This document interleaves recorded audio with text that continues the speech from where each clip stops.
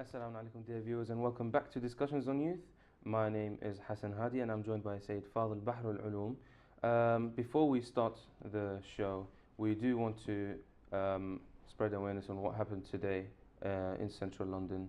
The very traumatic event where someone was stabbed to death, and as the Sayyid has mentioned earlier, is the 8th this year, and of course, we do condemn any acts of violence. Any acts of violence in the name of Islam is incorrect, and is no such thing as a terror attack which represents Islam. Anything negative that would represent Islam is not correct. But of course, I'm not the one who is going to bore you with my talks, but I do want to let the whole world know that we do condemn these acts of violence, and of course Sayyidina has a short message as well.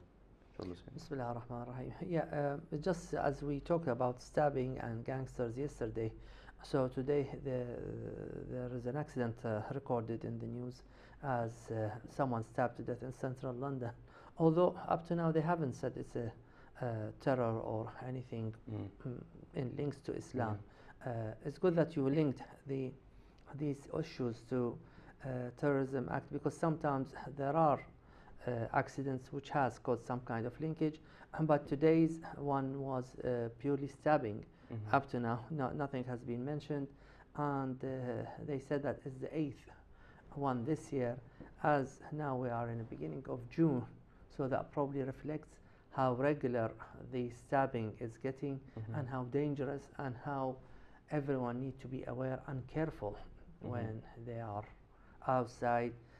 Even if they have a doubt or a fear that someone has a knife, please be careful, especially for elderly, for ladies, clearly ladies with hijab, or elderly who are not capable of demanding themselves, because it becomes so regular. And I hope that the authority take further actions and more serious actions against these kind of acts, as it has become more regular, and as we mentioned yesterday, it's been risen since last year.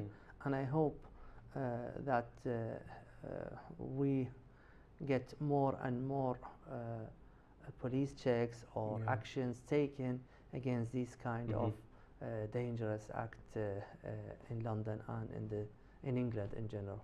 Okay, thank you very much, Sayyidina.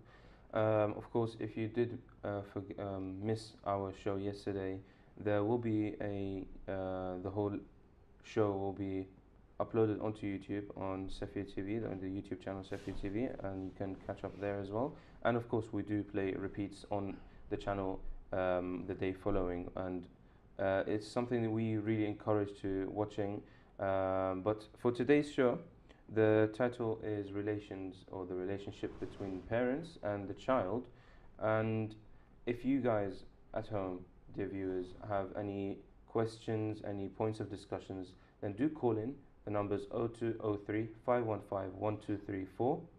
I repeat, is 0203 515 1234. And we do have a WhatsApp number as well. It's 075 022 88826. The number's on the screen. You can message your points or your questions, as well as call in if you wish on the other number, which is also displayed on the screen. Sayyidina, relationship between the children and the parents, right? It's something that nowadays is not focused on as much. That's why, in my opinion, the number of these stabbings, for example, have increased. And as we mentioned yesterday, a big issue within the relationship of parents and children, if they don't talk to each other, the sense of safety is not there as well. And it's harder for parents to safeguard their children if their children stay secluded and they do not approach their children. What do you think? First of all, I want to ask about this WhatsApp number. Is it new today, or it's been there every day? No, it's been there every day. Because I've noticed something, and it was a pity, because some people, they asked me, and I should have mentioned to them that they could have WhatsApp the program. In regards to the relationship between parents and children, parents and children relationship has been affected here in the West, and for Muslim families, the situation getting more difficult because of what we call culture clash and the difference in logic, the difference in culture between Muslim families and the families in the West. In the Islam, we have what we call obeying parents, طاعة الوالدين, and here they have what you should do what you feel like you do. There's nothing called a consult parent. In Islam and in the Middle East, we say always learn from other people's mistakes, learn from your parents' experience, seek help, ask your parents, ask for guidance. Here they say learn from your mistakes. You can't learn unless you get into the problem. Don't listen to anyone. Be yourself and not be repetitive. It's that sense of independence. Which is not independence, it's a sense of selfishness and carelessness at the same time. By saying that, that doesn't mean we are against the fact that the child and or the son or the daughter try things themselves in life, because that probably will make them more mature and more flexible and more stronger in facing life problems. But there is no harm in learning from other people's experience, benefit from other people's experience, plus obeying parents is something highly recommended, if not we are obliged in Islam. And at the same time, it has got what we call athar wad'i. You probably would ask me, what do we mean by athar wad'i and athar wad'i? I would have, because I don't know it myself, and the viewers wouldn't Athar know it. wad'i is we have ibadat or actions in Islam which immediately has got some kind of outcome result. In the physical world? In a physical and in a metaphorical and in a barakah way, in a quality whatever, the unseen. Or if you, for example, if you don't lie, Allah will increase your rizq.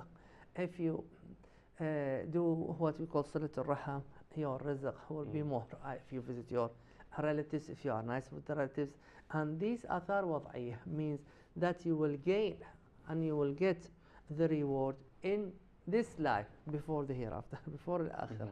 So there is what we call athar wad'i. Now you will find the result and you will feel it now.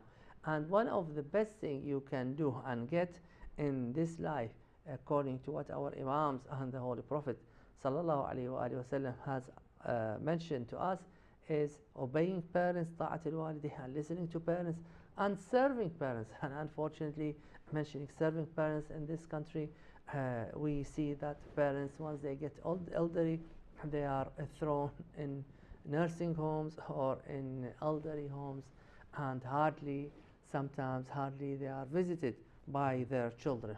So it's completely different philosophy in life, and this is the main problem. There's a very British tradition, if you will, where the son, the eldest son, and the father are rivals. Whereas in our communities, it's no, the father and the oldest son are always best friends. If not always, most of the time. But here, every British household, you see there are very big fights between the father and the oldest son. Why do you think that is?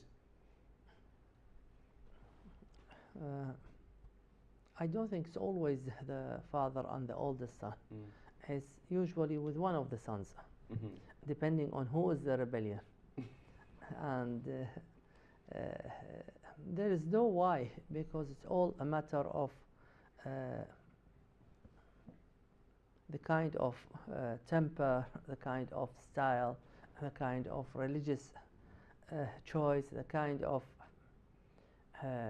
how to accommodate or comply with others at home, whether someone is playing a good role, trying to help, trying to be useful in the family and not as selfish as it's meant to be And as I said, it's all due to the culture clash. Here, The identity crisis as well, isn't it? identity crisis, yeah, exactly. Everything here is completely different than things in the Middle East or in the Islamic countries.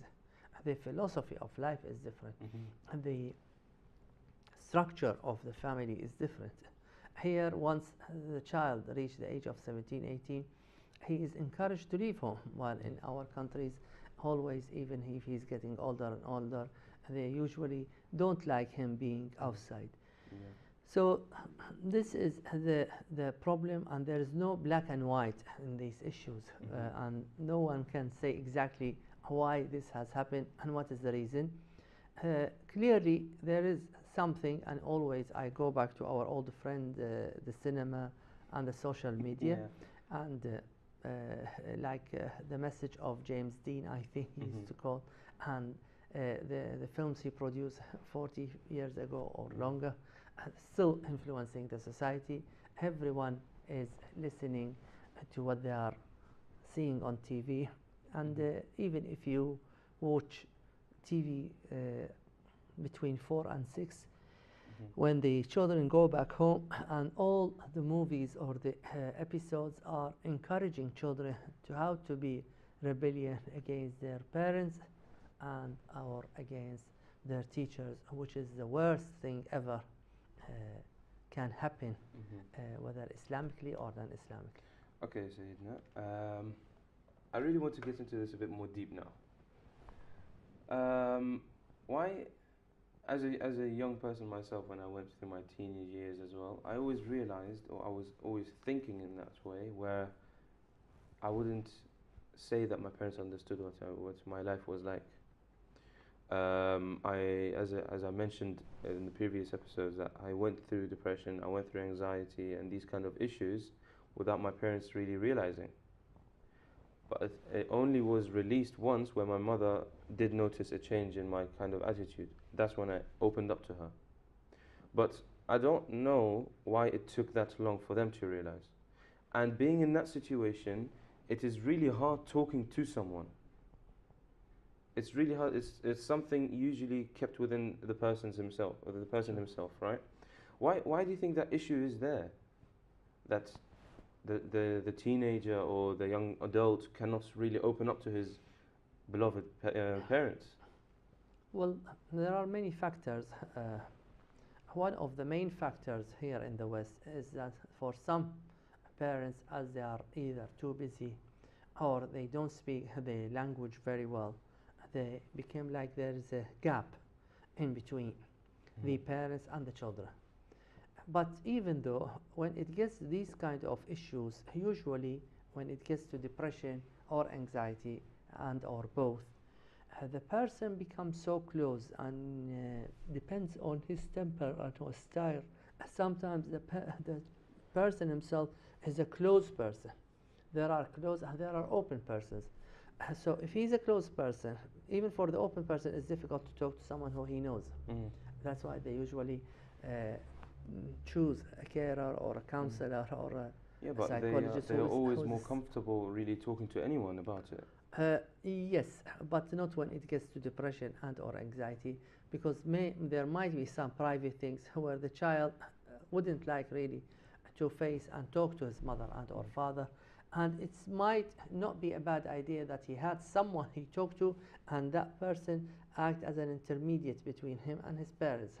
And this will be the ideal situation, because still there is some kind of boundary between, especially if he's during the adolescence and if the problems, as sometimes it might be linked to relationship with other gender or something happened in the puberty and in these ages where the child and son or daughter feel not comfortable to talk to their mother or their father.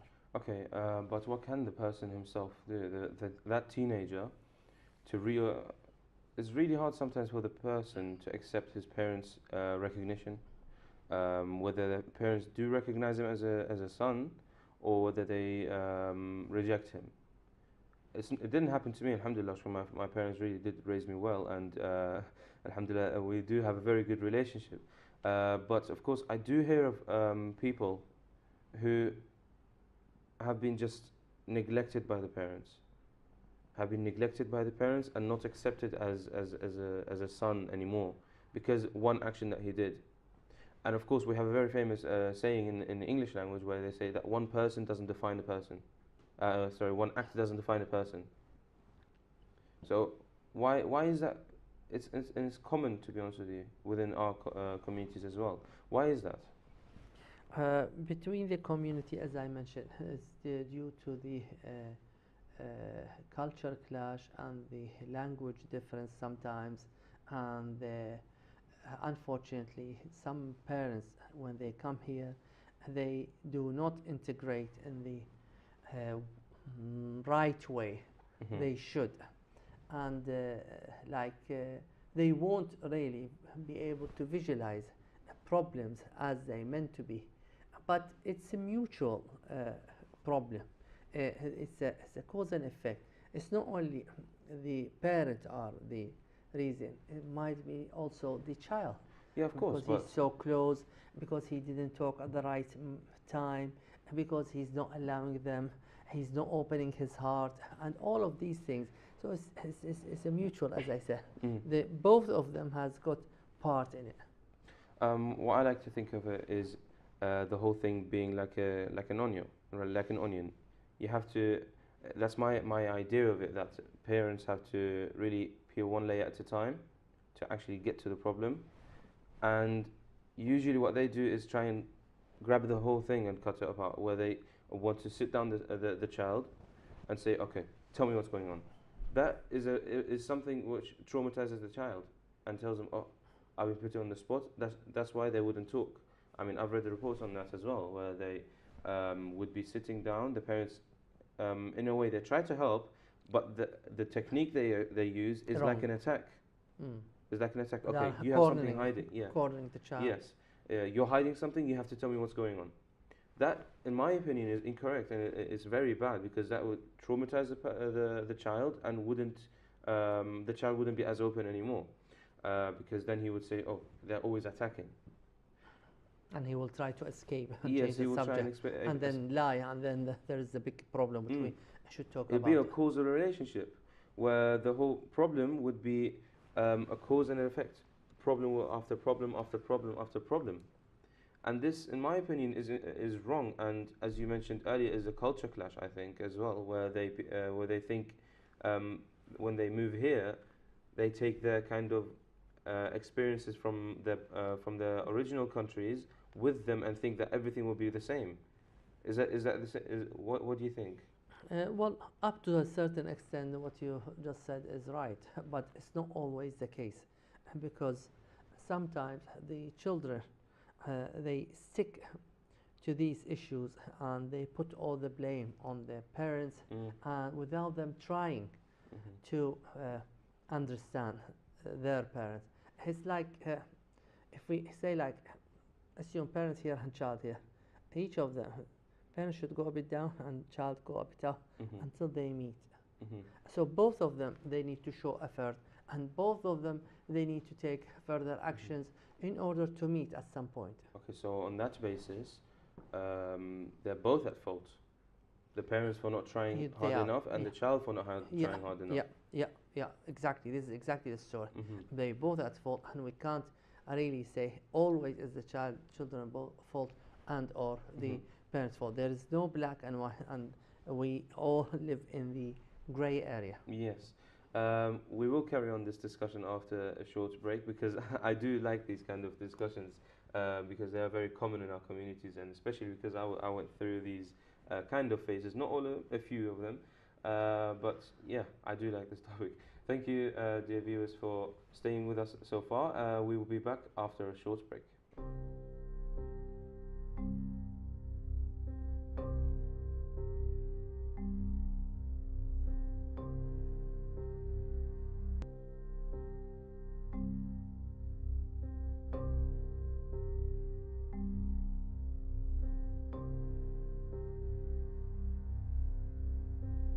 Assalamu alaikum, dear viewers, and welcome back to Discussions on Youth. My name is Hassan Hadi, and I am joined by Sayyid Fadl Bahr al-Ulum. We were having a very nice discussion regarding the relationship between parents and the children, and what the causes of of the problems are. When, for example, the child doesn't talk to the parents, whether it's the parents' fault or the child's fault. And we did come to an agreement, to a solution, or to a final point that they're both at wrong. For the parents not trying hard enough and the child not trying hard enough, the Sayyid gave a nice hand gesture where he said the parents would be up there and the child will be down there. They would both have to move to reach a certain point. Yeah. Yes. But following on from this one, what I do want to really ask is, why is it that parents don't understand the way of thinking that youth and teenagers and young adults nowadays have? So their ideology or the way they think is different. As I mentioned in the break when we were having a short talk, it's the way of thinking of the older generation is different than the new generation. That the new generation want to see the end result right in front of them, or want to see the end result. Whereas the older generation, no, they would think of the far future and do it. That's what the difference is. They named it Generation X and Generation Y. Yeah, and there's the Generation Z. Yes. So the differences between them. It's good that you are familiar with this X and Y and Z. Yeah. Because I went through these things 4 or 5 years ago, and there were some articles and a lot of reports about it. And yeah, sorry, you were saying something. Yeah, no. That's the whole thing. My question is, why is why is there this difference between them, of the way of thinking or way of looking at the future? It all depends on the way of upbringing them, and the schooling, education. The social media played dramatic influence on their children's and the young generation life. The online services, they make them all attached to what we called to the machine called iPad, or this kind of the smartphones and the technology. Yeah, that probably give them or make them feel like they are fully independent, and they would not need anyone's help. And this feeling by itself is dangerous. Okay, but my question is if Generation Y think their ideology or their way of thinking is of the far future, and the Generation X is of that of a close future. If Generation Y have children of Generation X, they would teach them their ideology of the far future, but that's not happening. Why is that? Why is that? Because Sheikhna, it's not a matter of teaching. It's a matter of them being influenced by different factors in the society. It's not a machine that you feed in and have something out. We all wish that you have a child and you teach, and they would stick to it. And remote control, and he goes from X and Y. Although it's not wishful thinking, because he will be no creativity, nothing. No, there are so many factors, and whether we like it or dislike it, the most influence the child would have had is from the school and from the movies and the social media. Which you hate. I don't hate, but I don't like. Because it minimizes the influence of the community and the mosque and parents and the family. And there is encouragement or a rebellionism call continuous from the first side, which is the movie and the social media and the society one, and there is a calm call from the other one. This with that one doesn't meet. And here they're trying to encourage the child to be rebellion always. Why me? Why this? Why? It's the why. Yeah. The why, why, why, I know. why? I do Why that. I pray now? Why I fast? Why I go with parents? Why I Mm. say hello to guests? Why I do shopping? And so on and so forth. Mhm. This why is good if it improves the way of thinking, if it improves creativity, if it make the person study more, search more, be more creative, work more, try to earn money in better way. But if he keep on going in the wise dilemma, I think he will get into nowhere Mhm. at some stage. I mean, this whole the why dilemma, as you mentioned, or the word why, if they would use it in the in the positive things rather than arguing and Exactly, then it exactly. would be better. I wish, but it's so problematic that here in the West, we are spoiling the children, Mhm. and even us. Everyone is spoiled. I don't know whether I mentioned in this program. One of my friends, he teaches in Oxford and for a month, and he teaches in Princeton and Harvard. He's a Mhm. very Very intellectual, well-educated yeah. person, yeah. And when I asked him why doesn't he, I'm not giving his name because he might not like it. Let's not mention his name Yeah. just in case. When I said, saying, why don't you now go to Qom or Najaf? Because he's semi-retired. Mm. He said, well, because he was saying that I'm not fully comfortable or rested. He looked that way and they said, well, you know, Said, the problem, we are spoiled by the Western society. Mm. Once we live in America or in Europe, we are spoiled because many things are available and many things are around us, and we become so choosy and selective. Yeah. And this is the problem. There was a funny comedian who I watched a clip of. I'm not going to mention his name. He made a very funny comment where children who are Western, as in like for example British, Canadian, American, Australian, so these kind of native Western people are fine with literally cussing their parents, whereas as someone from Asian countries, whether it's from India to China or from the Middle East, is completely different. Where it's full of respect. Yeah. I mean, that comedian did it in a way where he would say very very bad things. As these yeah, they are okay with that. Why why is it so different? The problem in the old days, the philosophy here wasn't as it is now.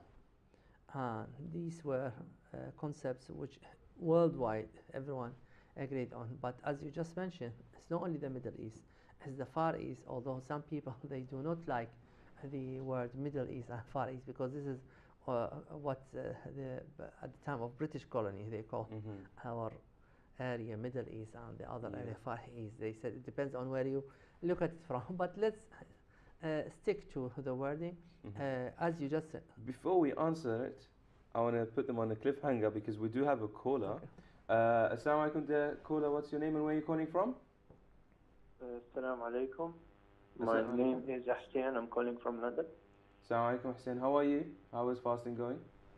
Alhamdulillah, it's been going well so far. Alhamdulillah. Do you have a question or a point of discussion?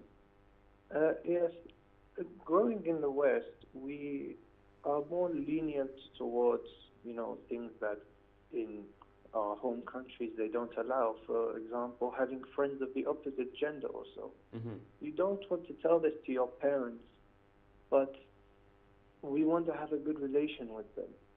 Okay. What do we do in such a situation where we know that they will overreact with something like this, but we want to have a good relationship?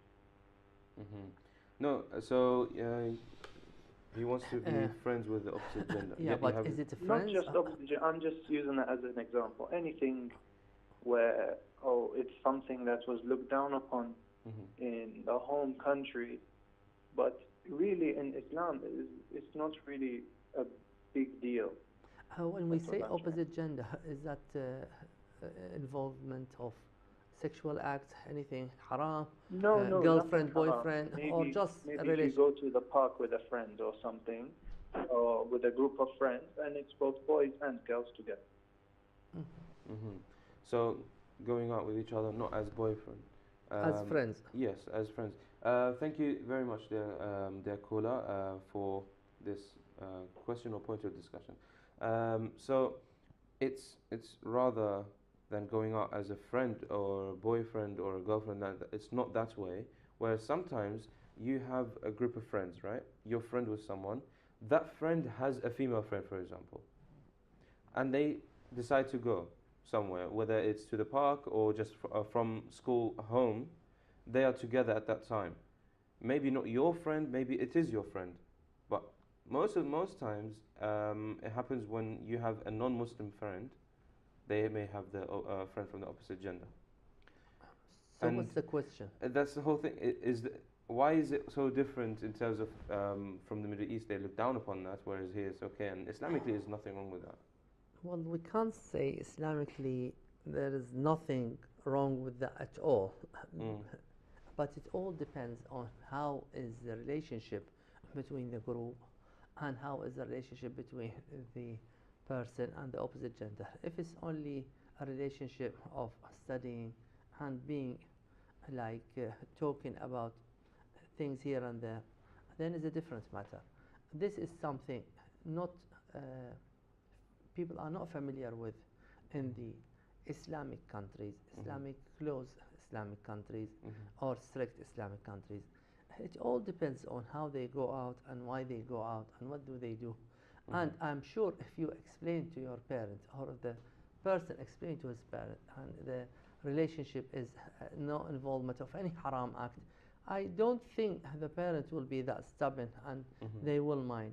Especially, I mean, they should realize that they are living in a non-Muslim country, and sometimes the child has got his own group of friends who are doing some kind of work, and so on and so forth. It's very hard to prejudge and to issue a general statements about cases like that, because each case has got its own aspect which may change the decision or the answer. But at the same time, I highly urge from here and from this program, parents try to understand your children and try to take it a bit easy and not to be as stubborn and strict as others are in the Middle East, because or in Islamic countries, because here it's a Western society and it's very difficult to implement what you have there here. But by saying that we cannot justify haram act because we are in the West, this is not possible as well. To get the right thing is a bit not easy, and that's why القابض على دينه كالقابض على جمرة من نهر. The one who became religious is like someone has put a piece of fire in his hand, his palm. There's a question where sometimes people would want to introduce a friend to the parents. Maybe it's of the opposite gender, right? And they would want to introduce them to the parents because they are thinking of marriage in the far future. Not in the close future, in the far future, right? But the parents would be upset. And the parents wouldn't give them their blessings or wouldn't really accept it at all. How can we really break that down, break that boundary of when trying to introduce someone? I don't think the parent will be upset if the bride and or the groom are someone who will make their child happy. And if the background or the family are a bit similar, and this is not because they are from higher society and others are from lower, it's just because when you choose from a family, the families, if they are of similar background, then less problems will happen, and that probably will increase the chance of peace and harmony between the husband and the wife. But what if, for example, someone comes and then he goes to his parents, okay, this is a girl who I've been seeing for a few months, right? And we're thinking of marriage, but not now, maybe in 3 or 4 years, but she may be not Muslim, not from the same country, no similar background whatsoever. Because that's what nowadays here in the West is multicultural, right? From different countries, different religions, different really backgrounds in general. And the parents would really turn against their own child for having that kind of thoughts, being able to think that it would be acceptable. Is that something positive or is that something negative? When you say positive or negative, from which perspective? I mean, from the parents or from the children? Islamically, from the parents' point of view, what it may be. Islamically, if the future partner or husband and or wife, if they're not Muslim, clearly that has got some kind of complication. Mhm. But what if they really do love each other? Yeah, but if it's a lady or a Muslim lady, she can't get married to a non-Muslim man. So there are things really strict in the rules, and I'm not the person who be asked why this has happened, because the rules has been stated by the Imam and the Prophet and the Imams. So probably that's why sometimes parents find it difficult to accept and to accommodate these kind of ideas. Because of the Islamic background. Probably, or the hijab background, because I know some people when the daughter-in-law, she's not wearing hijab, and that will be like a big shock to them, as they can't have someone with no hijab. And then a reason could also be the way of the way they're going to really bring up the child in the future, being able to, if it's for example a person from a different background or a different religion, then he would also have an identity crisis or a religious clash. Exactly. As well, that is one of the biggest issues as well. Exactly, this is one of the biggest issues, because now she is or he is husband and or wife, but later on they are the one who take care of the baby and the child and bring him, and their act is directly influencing his religious status and his behavior and his tadayyun, and we can't blame parents for getting worried about these things, because it's something directly linked to the future of their son and to the future of his family, which is their family, and the future of their grandchildren. Many children born with non-Muslim mothers, and they know nothing about Islam. And but what's the solution? I mean, we are in the, as people would say, we are in the 21st century. We must be more open-minded. We must be acceptable of other faiths, and even if to break down boundaries and breaking these barriers. And some people would say also, if it's even marrying someone from a different faith, then I should be accepting of it. My parents should be accepting of it. It's my life. That's the whole point that the West is really feeding us at the moment.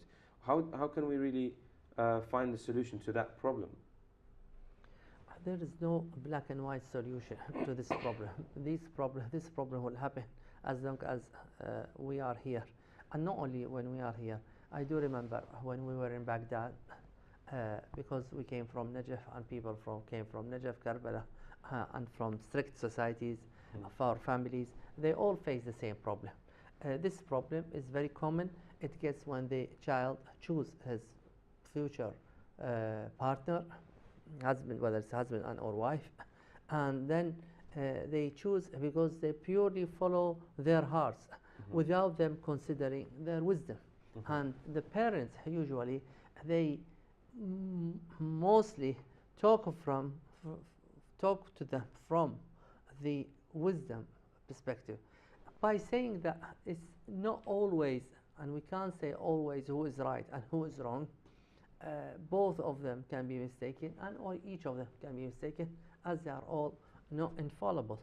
But I think one of the best ideas, if they sit down and talk and discuss things in a civilized way, and each of them, they should make due allowance to each other in order to meet in between and to live happy life and to found a pleasant and quiet future family. If someone wants to get the blessings, if they want to get the blessings of their parents for something which is strictly culturally an incorrect something, right? Is something culturally incorrect. How can we? How can the parents really be changing of their mind to accept it? How the parents How can can they? How can youth children nowadays change their parents? change their parents' idea about something which is in general positive?